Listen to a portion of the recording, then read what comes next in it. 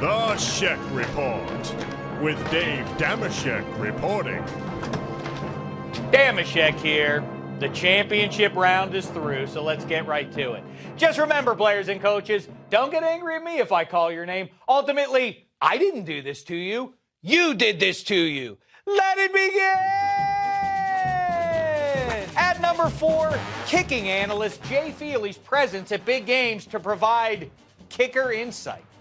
Is this something Football America was calling for? And what are we supposed to learn from it? He's analyzing a guy trying to kick a ball through 2 posts. If they're going to do it, this is about how quickly it should go. Well for the extra point.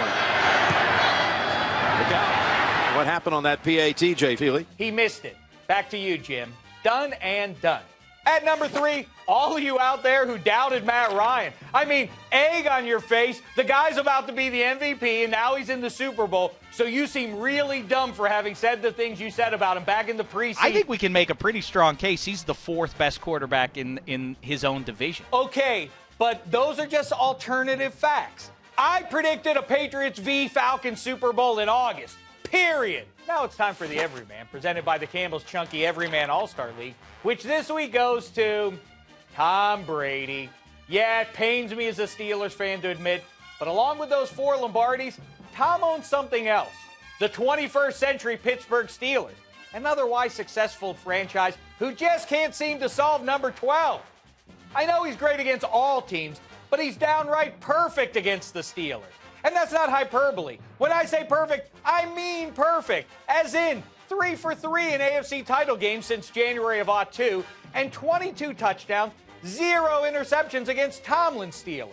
In other words, this ain't a rivalry. Accept it, Steelers fans, and look on the bright side. At least we're not the Bengals.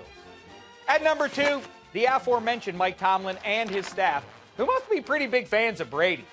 Now, I'm not making excuses. I mean, I haven't even mentioned the doof who pulled the fire alarm at 3 in the morning. What effect could that possibly have on anything? I mean, it's not going to affect the... Anywho, why did the Steelers coaches not even field the full allotment of 11 defenders? Weird choice. But I don't think you can blame the Steelers coaches for the clever flea flicker Brady burned them with. No way they could have expected something like that against a team that they... Spot pass right to Randy Moss. He drops it, throws it back to Brady in the backfield, looking for a flea flicker, fires it long and deep.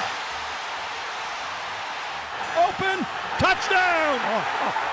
And that brings me to number 1 in this week's Brown Paper Bag of Shame, which goes to Antonio Brown and the New York Giants wide receivers, all scoundrels for their alleged distraction-causing attempts to celebrate succeeding at their jobs, thereby giving the residents of Mount Pius some fodder as they look down on the rest of us.